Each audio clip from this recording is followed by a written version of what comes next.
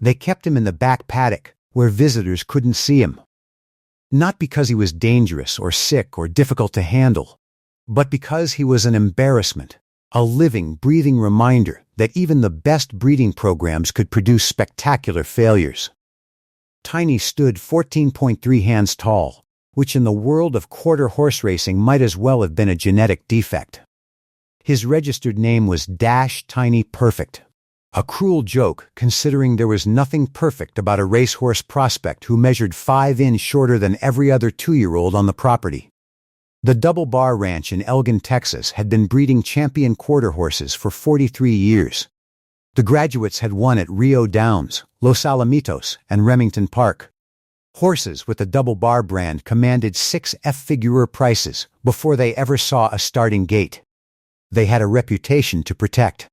And then there was tiny Vincent Mallory, the ranch's head trainer, stood at the paddock fence on a sweltering June morning in 2017, watching the little bay gelling graze peacefully in the shade. His assistant, a young woman named Leslie Crane, stood beside him, clipboard in hand. "The owners are coming tomorrow," Vincent said. "They're going to want to know why we're still feeding this one." Leslie looked down at her notes. His bloodlines are actually incredible. Sire is first down. Dam goes back to I don't care if his great-grandfather was Secretariat. Vincent interrupted. "You can't race height and you can't race pedigree. You race the horse in front of you. And that horse," he gestured at Tiny, "is too small. Period. End of discussion." "So what do we do with him?" Vincent sighed. "Call Benson's auction house. Tell them we'll have one for the September sale. Maybe some weekend rider will take him, use him for trails or something. He's got a good temperament at least." Leslie made a note, but didn't move away from the fence. She'd been watching Tiny for 3 months now, ever since she'd started working at Double Bar, and something about him bothered her. Not in a bad way, but in a way she couldn't quite name. The other horses on the ranch were magnificent, but anxious, always moving, always burning nervous energy. Tiny was different. He had a stillness about him, a patience that seemed almost deliberate, like he was conserving something, saving it. "Leslie," Vincent called from halfway to the barn. "You coming? Or are you going to stand there all day, mooning over the mistake horse?" She followed, but glanced back once. Tiny had lifted his head and was watching her with dark, intelligent eyes, not pleading, not desperate, just waiting. The mistake had happened 18 months earlier during breeding season. Double Bar's premier mare, a stakes-winning daughter of Corona Cartel named Dash of Perfection, had been scheduled to breed with their top stallion. Somehow, in the chaos of a busy season, the breeding records got crossed. Instead of the intended match, Dash of Perfection was bred to a younger yet unproven stallion named First Down Dash. By the time anyone noticed the error, it was too late. The mare was confirmed in foe. The ranch manager, a woman named Sally Davis, had wanted to terminate the pregnancy. "We can breed her again next season," she'd argued. "This foe is worthless to us. Wrong sire, wrong timing, wrong everything." But the ranch owner, Gerald Hutchkins, had vetoed the idea. His wife had recently died, and something about ending a life, even a horse's potential life, felt wrong to him in that moment. "Let the foe be born," he'd said. "We'll deal with it then." So Tiny was born on a cold February morning. All wrong from the start. Too small even for a newborn. The vet who examined him shook his head. "He's healthy, but I wouldn't invest much in this one. Sometimes they just don't have the size." For the first year of his life, Tiny lived in relative obscurity. He was weaned, halter-trained, taught basic ground manners. The ranch hands were kind to him, but none of them saw a future. He was simply there, taking up space and resources that could have gone to a real prospect. When he turned yearling and it came time to measure him officially, the disappointment became concrete. 13.2 hands, 6 in below the minimum anyone considered competitive for racing. Sally Davis had pushed again to sell him immediately. "Cut our losses," she'd said. But Gerald Hutchkins, still grieving, had waved her off. Give him another year, see what happens. Nothing happened. Tiny grew, but not enough. By his 2-year-old measurements, he'd made it to 14.3 hands and stopped. Vincent Mallory had started training him with the other youngsters, simply because he was there. But nobody expected anything. And for 8 months, Tiny gave them nothing to change their minds. He was calm in the gates, obedient under saddle. He'd cane her when asked, gallop when pressed. But that explosive speed, that raw burst of acceleration that quarter horses were bred for, never materialized. He ran like a pleasure horse, smooth and steady and completely unremarkable.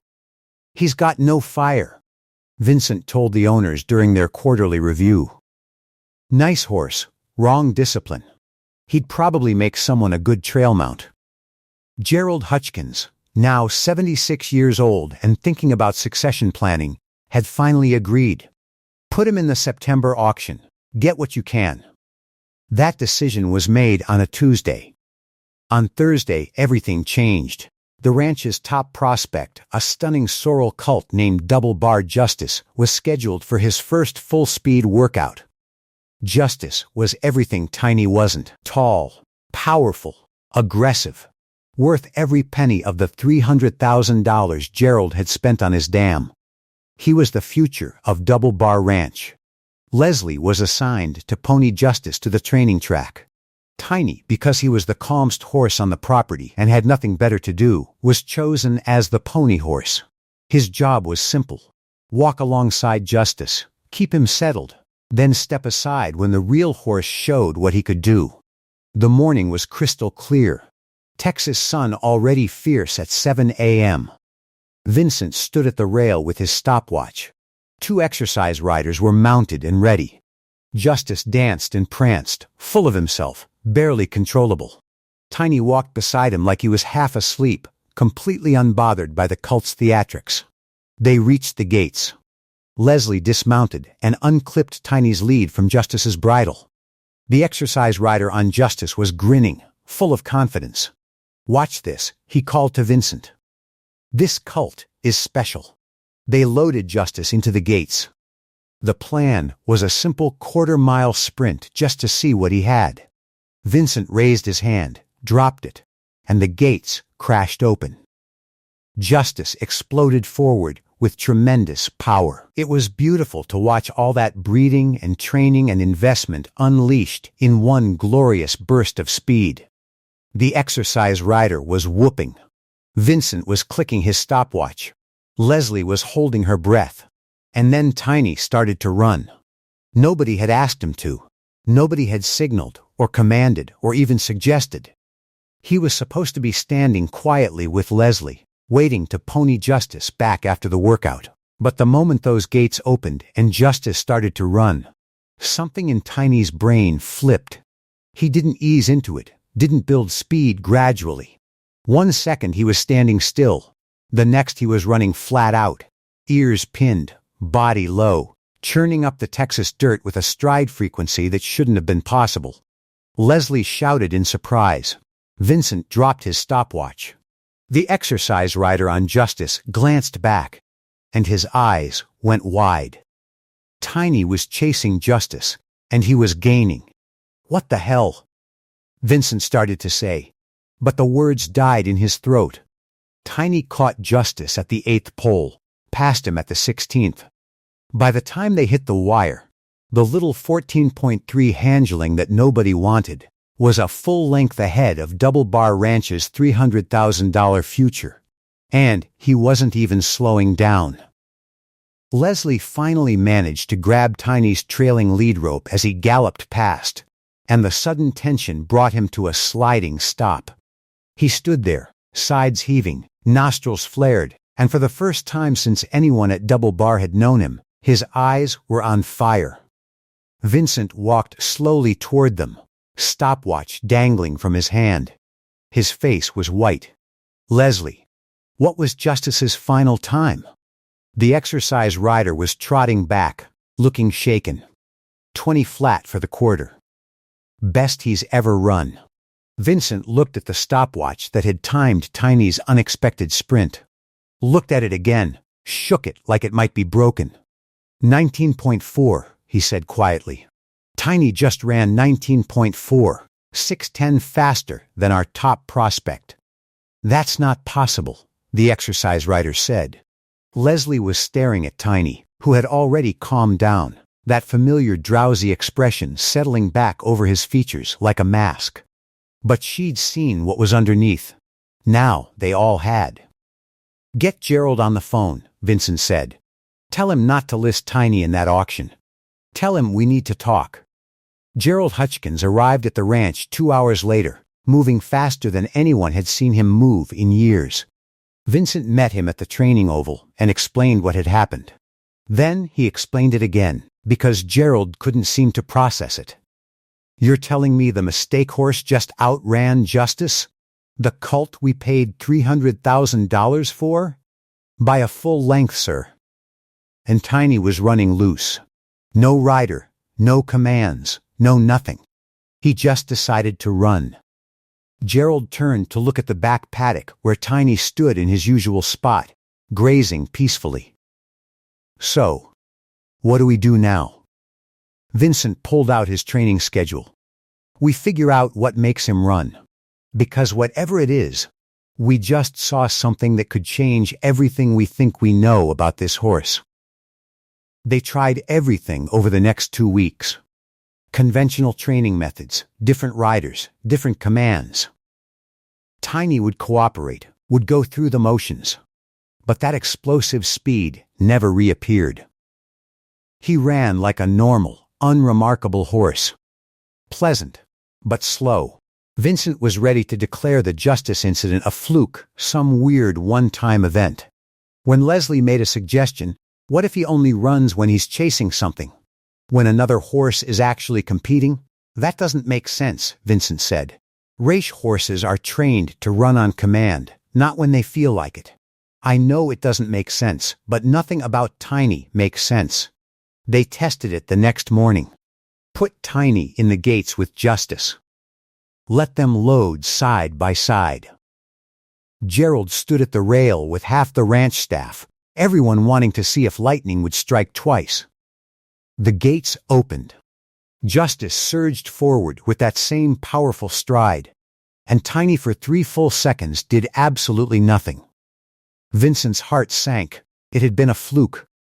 Then Tiny's head came up, his ears pinned flat, and he attacked the track.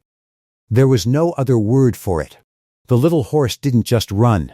He hunted Justice down like prey, every stride eating up ground with impossible frequency. His compact body generated power that seemed to defy physics, channeling every ounce of strength into pure forward motion. He caught Justice in 40 yards, blew past him in 50. By the wire, he was 2 lengths ahead and pulling away. The jockey on his back. They'd put a rider on him this time, laughing in disbelief. Gerald Hutchkins stood at the rail with tears in his eyes. Vincent was staring at his stopwatch like it was speaking a foreign language. 19.2. In the gates with a rider. Gerald. This horse might be the real thing. Might be, Leslie said, still watching Tiny cool out, calm and drowsy again like nothing had happened. I think we're past might be. Over the next month, they reverse-engineered Tiny's training. Instead of trying to make him into a conventional racehorse, they built everything around his unique trigger, competition. They learned that he wouldn't run hard unless another horse was actively challenging him. But when that switch flipped, he was unstoppable. Word started to spread. Other trainers heard rumors about the little horse at Double Bar, who could run impossible times. Some came to watch. Most left shaking their heads, unable to reconcile what they saw with everything they thought they knew about racing. But Vincent knew what he had.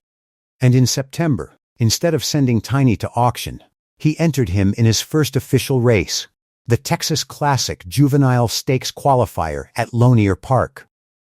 The racing world was about to meet Tiny, and nothing would ever be the same. The entry confirmation came back with a note from the racing secretary. Are you sure about the measurements? 14.3 hands seems like an error for the heavyweight division. Vincent wrote back, no error. See you at post time. Beatrice Coleman wasn't supposed to be at Lonier Park that September afternoon. The 68-year-old retired trainer had driven up from Elgin, Oklahoma, just to visit her sister in Dallas. But her sister was a racing fan, and when she suggested they spend the afternoon at the track, Beatrice couldn't say no. They arrived during the third race, found seats in the grandstand, and Beatrice settled in with a program and a coffee. She'd been out of the training game for 2 years now, content with her small farm and her quiet life. But being back at a track felt like coming home. She was halfway through the racing form when a name caught her eye. Ash Tiny Perfect listed in the 7th race, the Texas Classic Juvenile Stakes qualifier. 14.3 hands post position 4. Well, she said out loud, someone's making a statement. Her sister looked over. What's that? This horse in the 7th? He's tiny for a racehorse. Wonder what his story is. They watched the races roll by, and with each one, Beatrice felt that old familiar pull. The roar of the crowd, the thunder of hooves. The impossible drama of 1200 lb of horse and heart fighting for glory. She'd missed this more than she wanted to admit. When they called the horses for the 7th race, Beatrice sat forward in her seat. Tiny walked onto the track like he was half asleep next to the other horses. Tall, powerful, bred specifically for this moment. He looked almost comical. The horse on his left was easily 5 and taller. The one on his right could have stepped over him. The odds board flickered. Tiny was listed at 68 to 1. Poor thing, Beatrice's sister said. Someone's heart is going to break today. But Beatrice was studying the little bay gelling with the trainer's eye. The way he moved, compact and efficient. The way his head stayed level and calm while other horses danced and fretted. The quiet confidence in his stride. I don't know. Beatrice heard herself say, I think I might put $5 on number 4. Her sister laughed. Bea, he's barely bigger than a pony. Exactly. Which means either his owner is crazy or they know something nobody else does. She placed her bed at the window, took her ticket, and settled back into her seat. The horses were loading into the gates now. Tiny walked in calmly. No fuss, no fight. The bell rang. The gates crashed open and Beatrice Coleman's quiet retirement ended the moment Tiny started to run. What she saw in the next 20 seconds would bring her back to training, would change her life completely, and would introduce her to a horse that would make her believe in magic all over again. But that part of the story was still ahead. Right now, in this moment, Tiny was just crossing the finish line 2 lengths ahead of horses worth 10 times his value. And Beatrice was on her feet, screaming like she was 20 years old again. She didn't know his story yet. Didn't know about the breeding mistake, the years of dismissal, the switch that flipped when he decided to run. She just knew that she'd seen something impossible. And she needed to know more. Beatrice pushed through the crowd to the winner's circle, her sister calling after her, asking what had gotten into her. She reached the rail just as Vincent Mallory was being interviewed by a track reporter, and she waited patient until he was finished. Excuse me, she said. I'm Beatrice Coleman. I trained for 41 years, just retired. That horse, I've never seen anything like what he just did. Vincent turned, saw an older woman with sharp eyes and a trainer's posture. Something about her made him listen. Neither have I, he admitted. And I work with him every day. Does he always run like that? Vincent's face clouded. That's the problem, he doesn't. Most days he won't even try. But when something triggers him, he gestured at the time board. That happens. Beatrice felt that old familiar pull, the one she thought she'd left behind in Oklahoma. If you ever want help figuring out that trigger, I'd love to talk. 3 days later, she was standing in Tiny's paddock at Double Bar Ranch. Gerald Hutchkins offered her a consulting position on the spot. "Help us understand this horse," he said. "Because right now, we're just guessing." What Beatrice discovered over the next month changed everything. Tiny didn't respond to conventional training. He responded to real competition. Legitimate challenge. The moment he sensed another horse trying to beat him, truly beat him, that switch would flip, and he'd become unstoppable. "He's got a champion's heart," Beatrice explained to Vincent one evening. "But he's also got a champion's brain. He knows when something matters." They restructured his entire training program around this insight. Made every workout a real race. Varied the competition. Learned to read the subtle signs that meant the switch was about to flip. And 6 weeks later, Tiny was entered in the Texas Classic Juvenile Stakes final at Lonier Park. The morning of the race, Beatrice found herself in Tiny's stall at 5 a.m., unable to sleep. The little horse stood calmly, that familiar, drowsy expression on his face while she talked to him about what was coming. "You're going to face the best today," she said quietly. "Horses bred for this moment, worth more money than most people make in a lifetime. But none of that matters if you decide to run." Tiny rested his head on her shoulder, and Beatrice felt that quiet patience radiating from him. He wasn't nervous or afraid. He was just waiting. The Texas Classic Final drew 20,000 people. The paddock was packed with owners and expensive suits, trainers with championship rings, horses that moved like liquid power. And then there was Tiny, 14.3 hands of calm determination, looking like he'd wandered in from a weekend pleasure ride. The odds board showed him at 23-1. Bobby Cordio, the jockey Vincent had hired, looked skeptical when he first saw Tiny next to the competition. "His size is going to be a problem in traffic," he warned. "Then keep him out of traffic," Beatrice said. "Break clean. Get him clear and trust him." They loaded into the gates. Tiny in post 7, surrounded by horses that towered over him. The crowd noise built to a roar. Beatrice gripped the rail so hard her knuckles went white. The bell rang. The gates crashed open. And for one terrible heartbeat, Tiny just stood there. Beatrix's stomach dropped. "Not now," she thought. "Please, not now." Then Tres Champion, the 15.2 two-hand favorite, surged ahead of him, and Tiny's head snapped up. The switch flipped. Bobby Cordio had ridden race horses for 30 years. But when Tiny exploded from the gates 3 strides late, when that compact body unleashed impossible power, the veteran jockey actually gasped. Tiny didn't just run. He attacked the track with a fury that seemed to defy physics. His stride frequency was insane.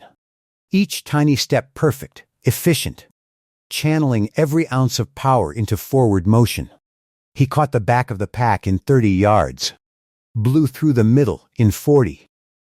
By the 8th pole, he was 4th and closing on the leaders like they were standing still.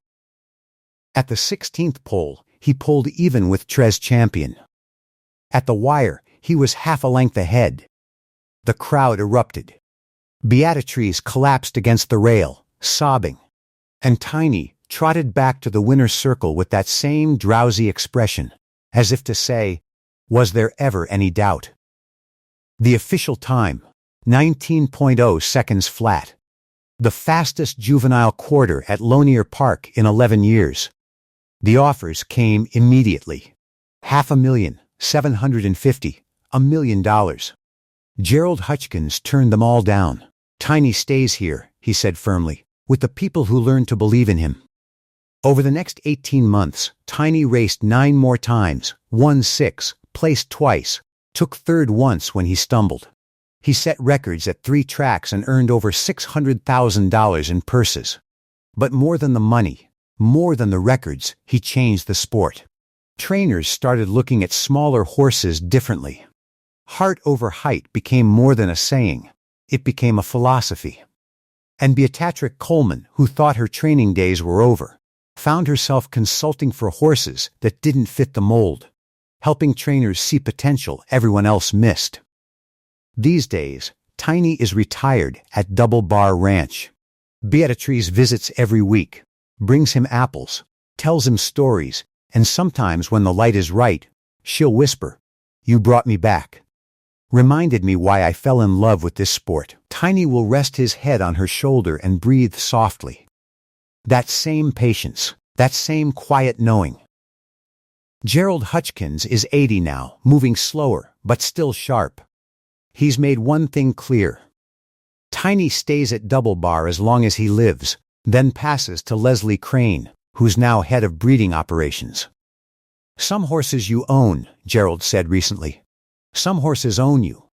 Tiny taught me the difference. Vincent Mallory tells every young trainer who listen, look past the obvious. Believe in horses that don't fit the mold. And when they ask how he knew Tiny was special, he's honest. "I didn't," he says. "Not until he proved me wrong." That's the lesson.